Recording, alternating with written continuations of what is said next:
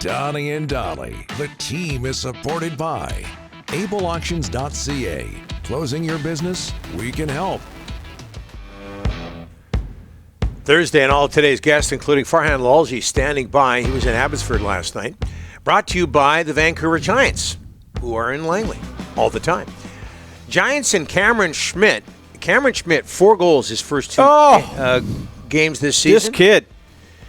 They take on the Prince George Cougars tomorrow at the LEC. Puck drop is at 7 p.m. Grab a White Spot pack for any game, which includes 4 tickets and a $40 White Spot gift card.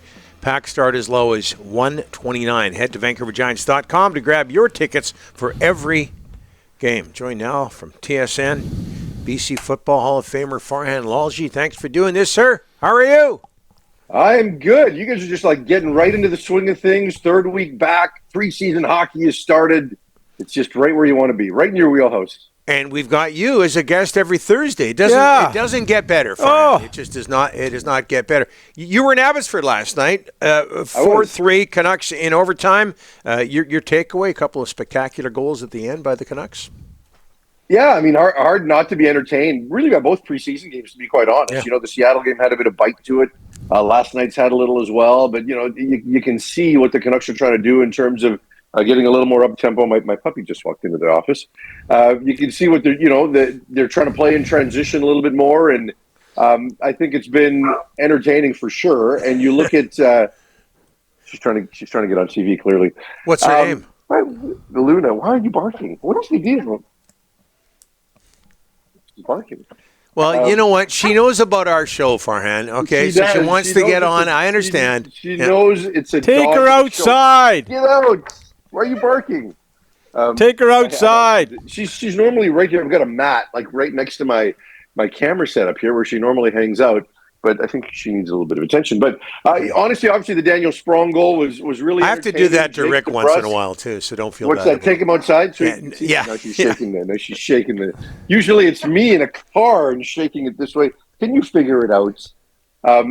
Jake DeBrusk, obviously, I thought he had 3 goals. I thought the first one went in off his stick, but it didn't. It went in off the goaltender's pad, and obviously finding some chemistry with Elias Pettersson, and I've got to get now into Elias and Elias, even though we had that last year with Lindholm. That's a complicating factor. Jonathan Lekremaki, I thought was pretty noticeable as well, just like he has been throughout the preseason. He doesn't look like any of this is too big for him, and I know that, what do they have, 8 regulars in the Canuck lineup yesterday, and the Flames are even younger, but I really like what I've seen from the kid, and I think both he and Atu Ratu are going to be pretty enticing options for this team early on here.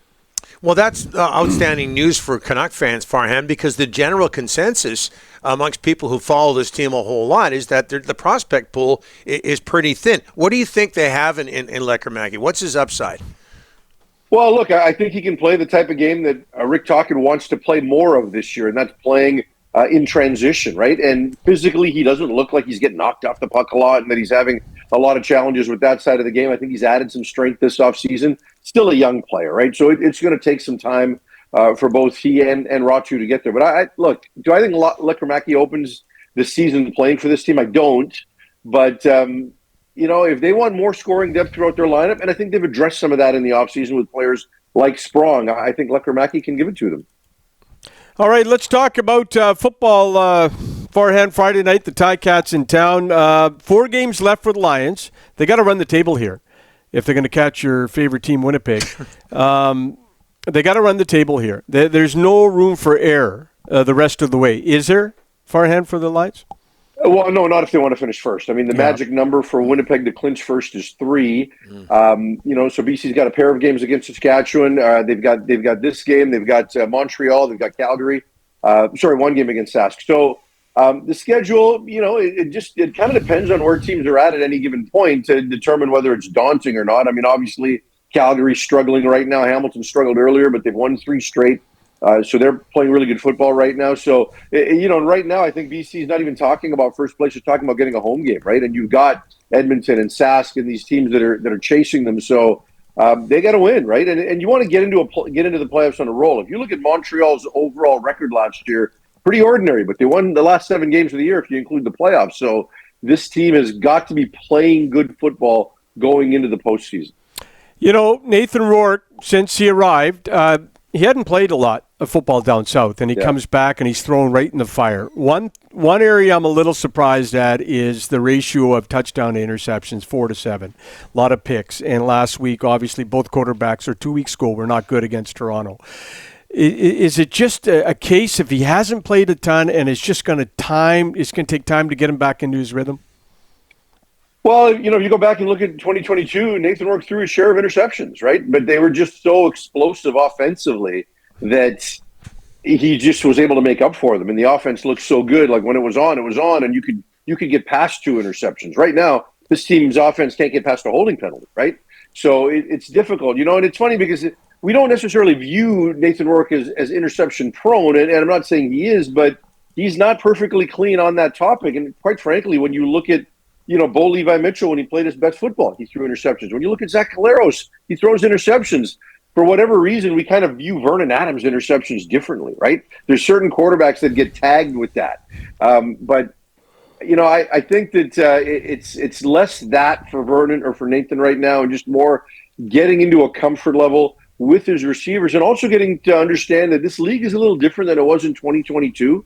And one thing is, when you look at both the CFL and the NFL right now, both of these leagues are seeing a ton of off-coverage, top-down principles designed to prevent the deep play and keep everything in front of you, right? Like 2 weeks ago, when we had just 3 games on the docket, there were just 11 plays in the CFL that were over 20 yards, over 3 games. And, people will look at that and say, oh, well, the CFL, it's a product issue. No, it's not. Look at the number of NFL quarterbacks that win games with under 200 yards passing.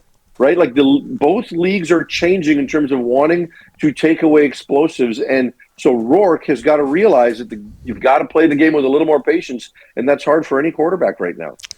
You mentioned the NFL Seahawks at Detroit on Monday. Seattle's 3-0 as they beat Denver, Miami, and New England. Say what you want about those 3 opponents. Are they for real, Farhan?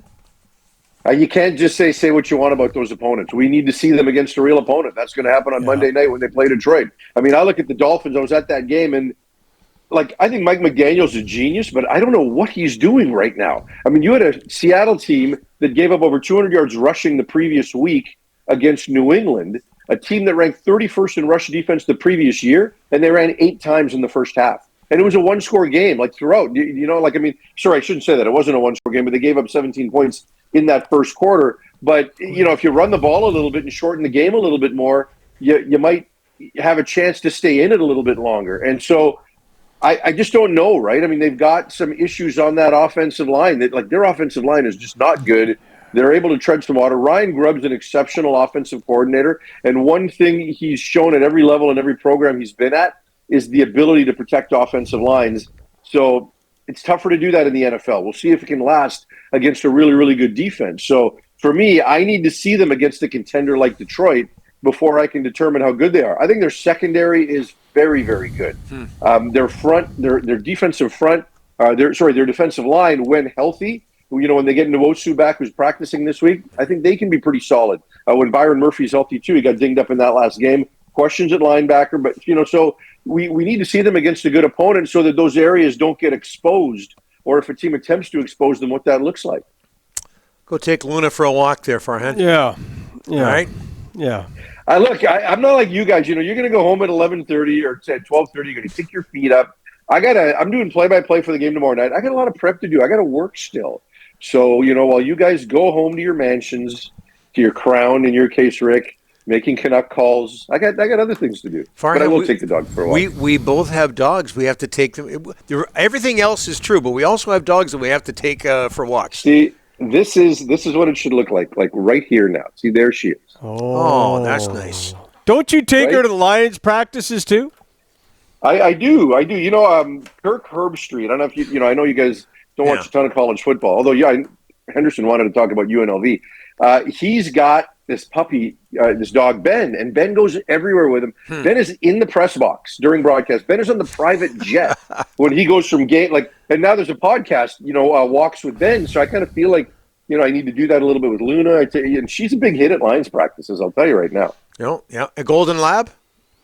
Golden yellow lab, yeah. All right. Yeah, she's usually pretty chill. Yeah. Brian, thanks for this. Appreciate it. See you guys. All right.